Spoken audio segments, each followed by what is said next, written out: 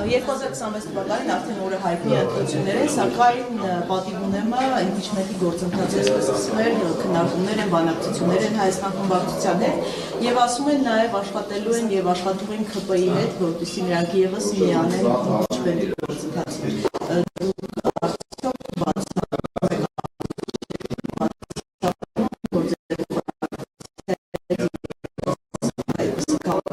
Այնպես պատգամավորներ կդեցնեն, որոնք կմիանան այս նախաձեռնությանը։ Նախ միանշանակ բացառում եմ,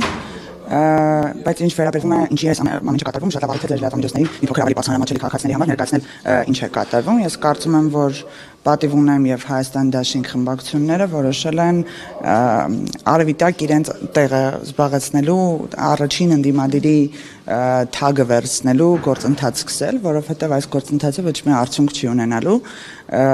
ինչի չի ունենալու։ Նախ նրանք դեռևս ես չգիտեմ իրականում երեկվա ընթացքում եք ասում էին կտանք ստորագրությունները, երբ փողոցային պայքար սկսվի, չենք տա, եթե չսկսվի, հետո ինչ որ հրապարակվեցին ստորագրությունները, ես տենց չհասկացա իրականում այդ ստորագրությունները տրվեցին թե չտրվեցին, համենայն դեպս նրանք իրար մեղադրելու համար է այս գործընթացը սկսված եւ հետագայում որպեսզի կարողանան ինչ որ դիվիդենդ շահել եւ իրենց շուրջը, յուրաքանչյուրի իրենց շուրջը, իրենց ավելի հավատարիմ զանգված կոնսոլիդացնելու համար եւ ընդհանրապես կապ չունի քաղաքացիական պայմանագրին իշխանությունից հեռացնելու հետ այս գործընթացը նորից եմ ուզում շեշտել եւ քանի որ նրանք չունեն երկու անկախ падգամավորների ստորագրությունները, ըստ այդմ այդ 28+6 ստորագրություններով նրանք չեն կարող իմպիչմենտի գործընթաց սկսել, չի կարող նրանց ընտրած տեխնացուն ազգային ժողով ցավոք սրտի միջալոց կուզեինք լսել նրա քաղաքական մտքերը եւ աշխարհակաղակական դատողությունները բայց համենայն դեպս ոչ մի նոր բան ստեղ տեղի չի ունենում եւ այս մեկ տարվա ընթացքում փորձում են ուղղակի իրար դեմ ինչ որ դիվիդենդներ հավաքել։ Էդմոն Մարուքյանն հայտնի է գոնե քաղաքական դաշտում նա շատ հանրահայտ է իր աշխարհակաղակական դիրքորոշումները այ կոնկրետ մասի քաղաքապետը բացի համայնքային գործառույթներից ես չգիտեմ ինչ քաղաքական դիրքորոշում ունի շատ այլ հարցերի շուրջ։ Տիկին Մինասյան, դուք ասիք, որ բացառում եք, որ ԿՊ-ից ինչ որ մեկը կմիանա այդ գործընթացին, բայց որոշ ժամանակ առաջ դուք կարող եք բացառել, որ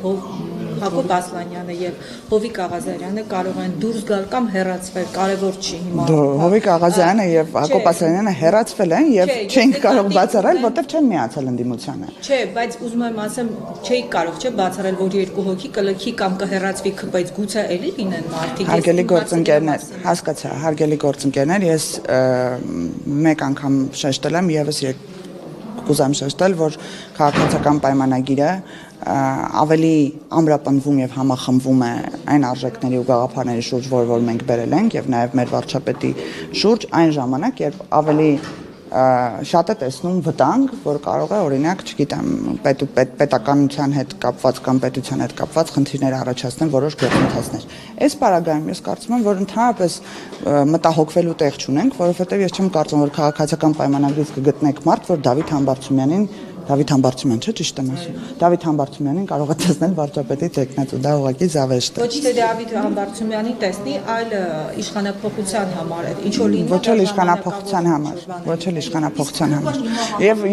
հարց եմ ուզում տամ մեր ընդդիմության ներկայացուցիչներին կամ ընդդիմության հետևորդներին, հարգելի քաղաքացիներ, ընդհանրապես որ ասում եք օրն շեշտված է այդ ազգային ժողովը ցրվելու օրն է հունիսի 7-ը, բայց ընտրությունները հուլիսի մեջ են լինելու։ Ուզում եմ հասկանալ, այդքան երկար ժամանակ ու եռանդ ու ներուժ ունեք, հարգելի ընդդիմության ներկայացուցիչներ, որպեսզի կարողանաք մեկ տարվա ընթացքում տենց մեծ պատրաստություն տեսնեք ընտրություններին, ինչ եք անում, զբաղվեք ընտրությունների նախընտրական գործընթացներով եւ բերեք օրակարգեր, ձեր համենայն դեպս քաղաքական օրակարգ ստեղծեք։ ԿՊ-ն զբաղվում է արդեն նախընտրական քարոզարշավով։ ԿՊ-ն ընտրությունները ավարտվելուց ի վեր մինչ օրս զբաղվում է նախընտրական քարոզարշավով։ Ավելի ակտիվ չեմ տեսնում ինչ որ տենց հստակ ակտիվ գործողություններ, մենք ամենօրյա ռեժիմով ենք դա անում եւ համենայն դեպս կարծում եմ, որ դաշտում եղած ուժերից միակն ենք, որ քաղաքական օրակարգ ունի եւ տեսնում է, որ քաղաքացիները որոշակի չափով աջակցում են այդ օրակարգին։ Սեպտեմբերին համագումարն է, չէ՞, նոր վարչություն կազմապետք է ընտրվի, այ մամուլը գրում է, որ այսպես արդեն սկսել է գզվռտոցը, այսպես ասած, քաղաքական։ Ինչ գործընթացներ են ընթանում։ Հարգելի գործընկերներ, ինչ վարչության կազմում եւ կանանց թիվ է ավելան լինելու։ Նայեք, կանանց թվի ավելացման հետ կապված մենք ունենք օրենք որը որ դեռ 20 մեր նախորդ վարչության կազմավորումից առաջ էինք մենք ընդունել, որը իրանից ենթադրում է, որ գերագույն մարմնում 30% եւ ավել կանանց ապահովման դեպքում ստանում է նպատակային ֆինանսավորում կուսակցությունը։ Եվ հիմա ցավոք սրտի ոչ միայն մեր կուսակցությունը, նաեւ այլ շատ կուսակցություններ, այսօր էլ նաեւ կոռուպցիայի կանխարգելման հանձնաժողովի նախագահը զեկուցեց, որ չեն համապատասխանում այդ դրվագին։ Բայց այս կանանց թվի ավելացման մասով չի հարցը, այլ ընդհանուր վարչության անդամների թվաքանակն է ավելանում, որոնց մեջ բնականաբար այդ տոկոսը երբ ավելանում է, կանանց թիվը ավելանում է։ Այստեղ քաղաքական մրցակցություն է եւ շատ առողջ մրցակցություն է, չեմ կարծում, որ մեր թիմում կան իրար դեմ ինչ-որ դուրս եկող մարդիկ, քաղաքական մրցակցությունը մշտապես աճելու եւ զարգացնելու տրամաբանություն է հաղորդում ցանկացած բանի, սկսած կուսակցությունից վերջացրած պետությանը։ Այդ արդեն ընտրությունների միջոցով ընկերներ, որպեսզի ճիշտ պատկերացնեք, մեր կուսակցության վարչությունը ձևավորվում է համաժողովի ընթացքում, ոնց է սովորական ընտրությունները տեղի ունենում, նույն մեթոդոլոգիայով, շատ թափանցիկ կամերաների տակ ընտրախցիկներով մեր պատվիրակները գնում են ընտրում են վարչության անդամների միջ այդ տեղի ունենում քարոզարշավ, այսինքն այդ process-ը շատ բաց եւ թափանցիկ է։ Անցյալ անգամ խախտումներ կային, հետո հետաքննություն տեղի ունեցավ, հետաքննության արդյունքում հասկացանք, որ այդ խախտումները ավելի շատ հաշվարկի ընթացքում է եղել, որովհետեւ այն ցանկը, որ սկզբում հրապարակվեց, հետո վերջում այդ վերջի տեղերը փոփոխություն ունեցավ, զուտ ձայների հաշվարկի հետ էր կապված խնդիրը, բայց ես չեմ կարծում, որ մենք եթե անգամ տենց ինչ-որ լուրջ պրոցեդուրալ խախտումներ կարողանայինք ունենալ, որտեվ 1000-1500 հոգի են պատվիրակներ, այսինքն տենց մեծ ընտրակարգ չի։ Խախտումները բացառելու համար ինչ-որ նոր մեխանիզմ Այո, նոր կանոնադրությունն է քննարկվում եւ հիմա էլ նախորդ նախաձեռնողի նիստին, եթե հետեւում եք կուսակցական գործունեությանը, ներկայացվել է նոր կանոնադրությունը, այժմ այսօր էլ ենք քննարկելու այդ օրակարգը եւ բնականաբար ավելի շատ լավարկելու մեթոդներ են կիրառում այդ առումով։ Իսկ դուք ասացիք, որ դեպքում եք ավելի համախմբում Նիկոլ Փաշինյանի շուրջ։ Նիկոլ Փաշինյանը տևական ժամանակի այսպես հակաեկեղեցական Գարեգին երկրորդին դեմ ուղղված պայքար է սկսվել, նույն կոնսոլիդացիան կա, այսինքն այս հարցում դուք կիսում եք ամբողջությամբ իր տեսակետը, որ Բեհարյանը պետք է ազատվի, նոր կաթողիկոս պետք է ընտրվի։ Այստեղ շատ կարևոր դիտարկում եմ ուզում անել եւ կխնդրեմ ձեզ հարգելի լրատվամիջոցներ չկտրել իմ խոսքը այս բaragայում։ Հակաեկեղեցական արտահայտությունը ընդհանրապես տեղին չի։ Հակագարեգինյան էլ չեմ կարող ասել։ Ոչ, սա ընդհանրապես դեմ է եկեղեցու այն ներկայացուցիչներին, որոնք տարիներ շարունակ ուխտը դրժել են եւ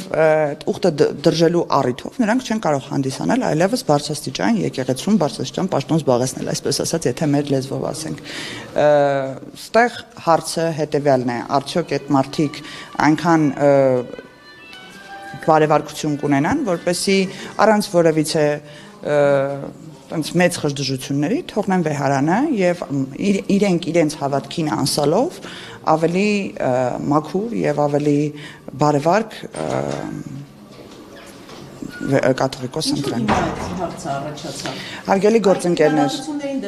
ծանոթ եմ ես հեսա հերթով կանադառնամ բոլոր քննադատություններին։ Ամենակարևորը, եթե Հայաստանում մենք այսօր խոսենք երևի բենզինի գների աճից, մեր ընդդիմությունը տենց կարող է ենթադրել, որ սոկարի գների հետ կապված Ադրբեջանը եսիմ ինչ արեց, դրա համար Հայաստանում սկսեցին խոսել բենզինի գներից։ Մենք խոսենք օդի աղտոտվածությունից, մեր հարգելի ընդդիմությունը կարողանա մոգոնի այդ մի հատ թեզը, որ չգիտեմ, Ադրբեջանից եկող քամիները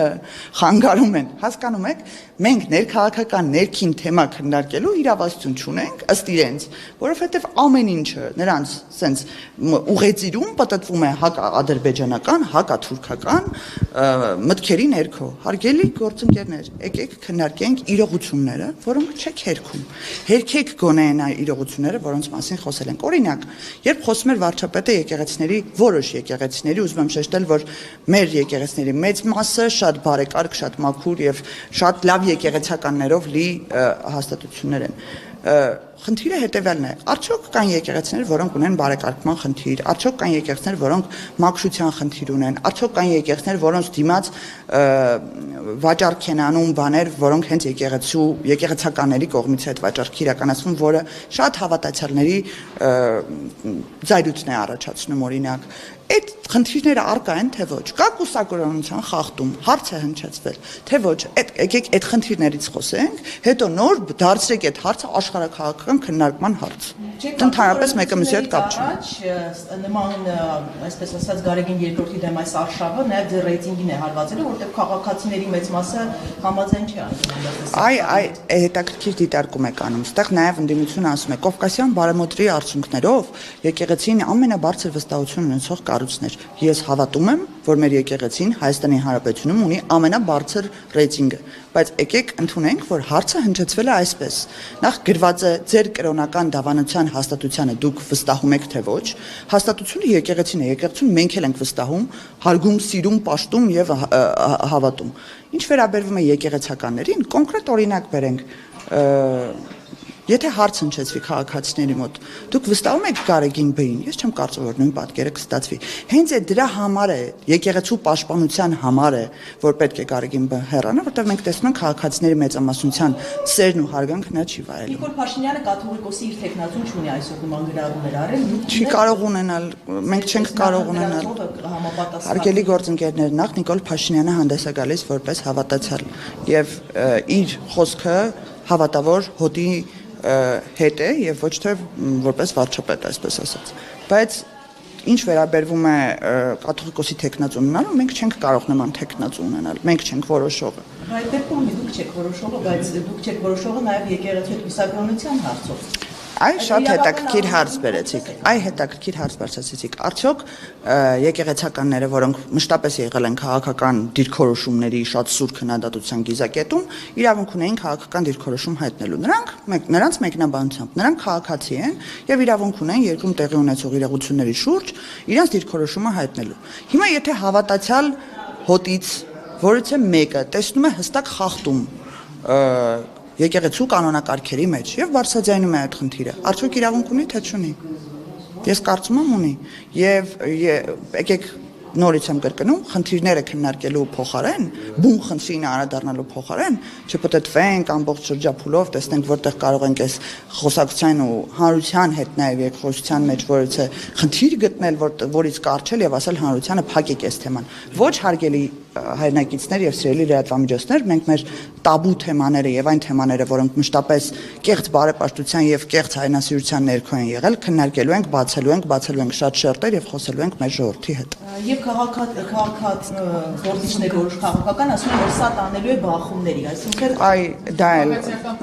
ծոծրակներդ կտեսնեք Հայաստանի Հանրապետությունում քաղաքացիական պատերազմ չեք տեսնի, մեր ժողովուրդը շատ խոհեմ է, ողջամիտ է, մենք երբևիցե նման կոչ չենք կարող իրականացնել եւ այն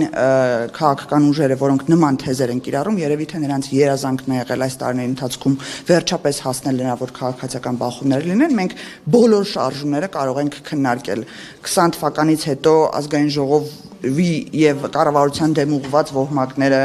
21 թվականին դիմադրության շարժումը դրանից հետո էլ արդեն հայրենիքի փրկության շարժումը դրանից հետո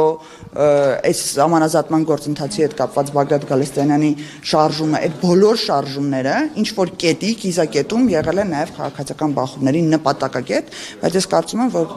մեր ժողովուրդը իր խորհրդությամբ ցույց է տվել, որ այդպիսի բան անհնար է Հայաստանի Հանրապետությունում եւ մենք երբևիցե նման կոչ չենք կարող անել։ Իսկ այս գործընթացի հաջողության կամ անհաջողության կապված ինչ կանխատեսում Ես կանխատեսումներ չեմ անի, ես կարող եմ ասել, որ քանի դեռ հստակ պատասխան չի հնչել այդ հարցին, ես կարծում եմ, որ ճիշտ կլինի եւ պետք է, որ կաթողիկոսը հեռանա վեհարանից շատ սիրով եւ մեծահոգաբար եւ իր տեղը զիջի ավելի բարեբար կաթողիկոսին, որի շուրջ նաեւ կհամախմբվի ամբողջ հավատավոր հոտը։